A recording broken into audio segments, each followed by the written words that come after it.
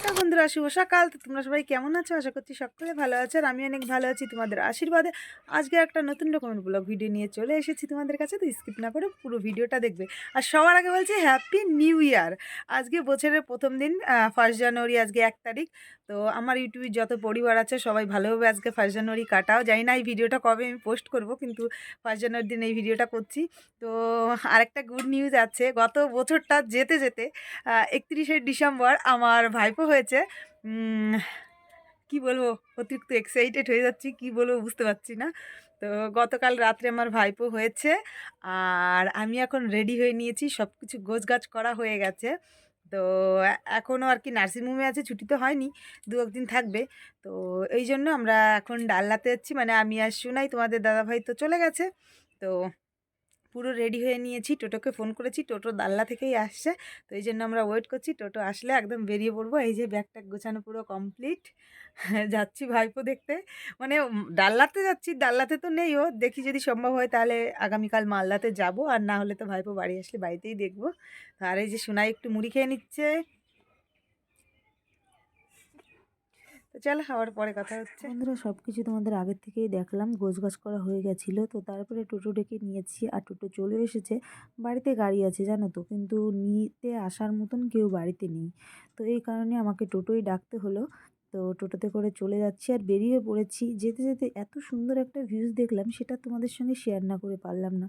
দেখতে পাচ্ছ বন্ধুরা, কি অসাধারণ একটা ভিউজ।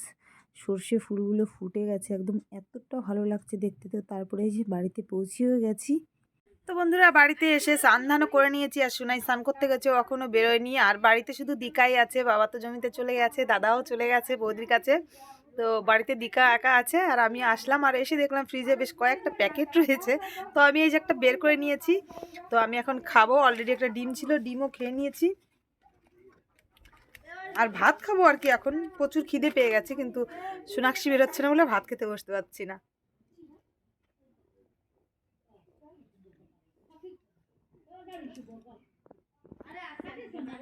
এদিকে দেখো কাণ্ড, আমি তো একটা প্যাকেট খেয়ে নিয়েছি। ওই যে আগেই বললাম, বেশ কয়েকটা প্যাকেট ছিল ফ্রিজে, তো সোনাইয়ের জন্য এটা বের করে রেখেছিলাম। তো সোনাইও স্নান করে এসে ও প্যাকেট খেতে বসে গেছে ভাত। বছরের প্রথম দিন, গাছ থেকে পেয়ারা পেড়েছে কাকিমা, আর এখন পেয়ারা কাটছে আর আমাকে ডাকলো পেয়ারা খেয়ে যা। তাই আমি কাকিমার কাছে চলে আসলাম পেয়ারা খেতে। এখানে একটু কোন গাছের পেয়ারা বাবা? এই গাছের?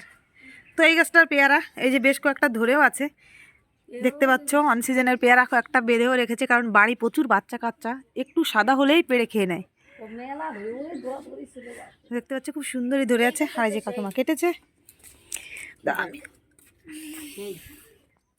পেয়ারাটা খাচ্ছি, তো দারুণ টেস্ট ছিল, সত্যি কথা বলছি। পেয়ারাটা আগেই বললাম, পেয়ারাগুলো না বাচ্চা কাচ্চাগুলো পাকতে দেয় না, পাকলে পরে বেশ বড় বড় হয় আর খেতেও অনেক সুন্দর লাগে। তো এই পেয়ারাটাই পেকেছিল, তো সোনাক্ষী খাচ্ছিল, পেয়ারা ওর হাতে আছে। তো আমারটা দেখে আবার বললো, মা আমাকে একটু দাও, আমি খাবো। তো খেয়ে নিল। তারপরে বন্ধুরা, আজকে 1 জানুয়ারি আর পিকনিক হবে না, সেটা তো হতে পারে না, তাই না? তো ভেবেছিলাম এবার বছর হয়তো পিকনিকই খেতে পারবো না, পিকনিকই হবে না। তো তারপরে আসার পরে দাল্লাতে বৌদিরা বললো যে কেন পিকনিক হবে না, অবশ্যই পিকনিক হবে, চলো আমরা সকলে মিলে পিকনিক খাবো। তো পিকনিকের আয়োজন এখানে শুরু হয়ে গেছে। ছেলে মেয়েগুলো উনুন খুঁজে নিচ্ছে এখানে। ভাইপো, বড় ভাইপো আর কি, ও উনুন খুঁজছিল, যদিও দায়িত্বটা আমারই ছিল উনুন খোঁজার। তো আমি বললাম একটু পরে দিচ্ছি, ভিডিও এডিটে ব্যস্ত ছিলাম। তো ভাইপো বললো ঠিক আছে, আমিই করে দিচ্ছি। আর এদিকে দেখো, উনুন খোঁজা কমপ্লিট হয়ে গেছে, আর আমি এখানে বসে একটু রিলস বানাতে গেছিলাম। তো তারপরে আমাকে মধুর পোকা কোথার থেকে যে উড়ে এসে আমার হাতে কামড়িয়ে দিল, সেটা আমি নিজেও বুঝতে পারিনি। তো সেটা হাতটা ফুলেছিল, যন্ত্রণা করছিল, একটু বসেছিলাম। তারপরে পিকনিক খাবো, তো এই কারণে ব্যথা ট্যাথা সব হারিয়ে গেছে। তো এই যে বসে গেছি কাজ করার জন্য, পেঁয়াজ রসুন ছুলতে বসে গেছি পিকনিক খাবো বলে সকলে মিলে। পিকনিকটা বলছি, কিন্তু এই পিকনিকটা পিকনিক খেতে হলে তো সবাই মিলে আর কি চাঁদা তুলে একসঙ্গে বসে খায়।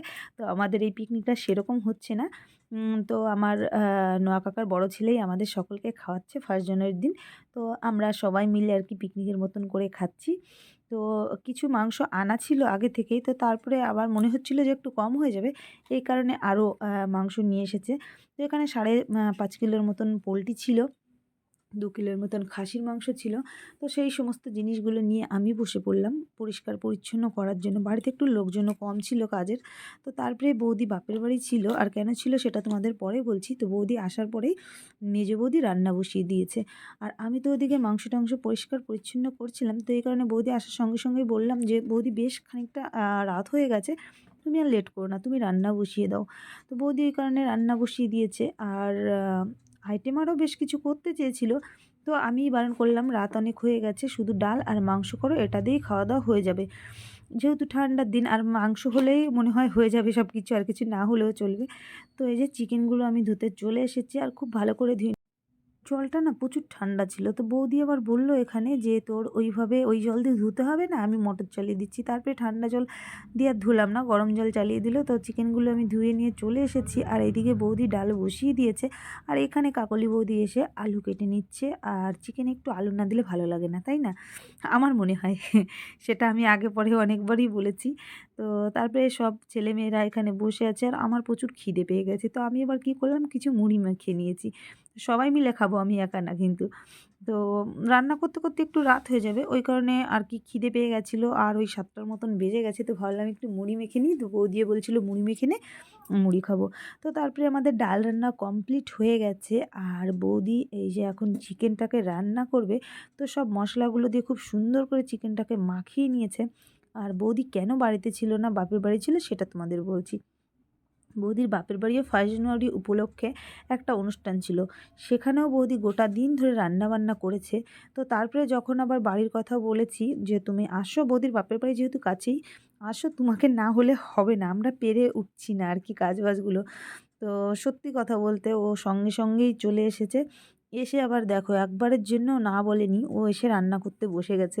তো কি বলবো, ওর কথা যত বলবো ততই কম হয়ে যাবে। লাস্টে দেখো পান্তি বুড়ি, ও কিন্তু প্রচুর পরিমাণে পান খায়। তো রান্নাবান্না করছে আর পানের বাটাটা খুলে, খুলে বারবার পান খাচ্ছে। তো চিকেন রান্না হয়ে গেছে, এবার মাটন রান্না চলছে। মাটনটা রান্না হলে, আর যেহেতু ঠান্ডার দিন, তো পরেই ভাতটা রান্না করা হয়েছে। আর ভাত রান্না কমপ্লিট, মাংস রান্না কমপ্লিট। এবার খাওয়া-দাওয়ার পর্ব। তো এই যে চিকেনটা হয়ে গেছে। বেশ আলু দিয়ে লাল, লাল ঝোল হয়েছে আর সবাই খেতেও বসে গেছে। আর এখন প্রায় রাত 9:30 মতন বেজে গেছে। আর ঠান্ডার দিন 9:30 মানে অনেকটাই রাত। তো সবাই মিলে খেতে বসে গেছে। আর আমি কিন্তু এখনও বসিনি। আমি একটু পরে খাবো আর কি, তার জন্য। এবার বৌদি রান্না-বান্না করে খেতেও দিচ্ছে দেখো। আমরা কিন্তু বসেই ছিলাম। মনে, মনে হয়তো একটু রাগও হচ্ছিল যে খেতে দিচ্ছে না, দেখো আমি রান্না-বান্না করলাম, আমি আবার খেতে দিচ্ছি। না, না, তোমাদের এটা এমনিই বললাম। আমার বৌদিগুলো সত্যিই খুব ভালো। এই সমস্ত কিছুই ভাবে না ওরা। তো একবারের জন্য বলেওনি যে, "তোরা খেতে দে, রান্নাবান্না করলাম, কষ্ট হয়ে গেছে।" ও রান্নাবান্না করে নিজেই আবার খেতে দিচ্ছে। আর এইদিকে বসে আমি, দিকা ওরা সবাই মিলে যে উনুনটায় রান্না হয়েছিল ওখানে আগুনের তাপ উঠছে। তো ওখানে বসে আগুন পোহাচ্ছিলাম আর কি। আর ঠান্ডাটা তো বেশ পড়েছে জানোই। তো বেশ কয়েক বছর হলো এইভাবে আর কি সবাই মিলে বসে আগুন আর কি পোহানো হয় না। তো আজকে বসে বেশ ভালোই লাগছে, মজা লাগছে। দিকা বলছিল, "আমিও আগুন পোহাচ্ছি, আমি খেতে বসিনি কিন্তু।" তো এই যে দেখো, এই যে উনুনটা থেকে একদম আগুন উঠছে আর দিঘা হাতটাকে একদম গরম করে মুখে নিচ্ছিল। আর সবাই ওখানে খাচ্ছিল। খিদে তো আমারও পেয়েছে প্রচুর পরিমাণে। তো ভাবলাম যে না, বৌদিদের সঙ্গেই খাই। ওদেরকে রেখে গেলে কেমন হয়ে যায় না ব্যাপারটা?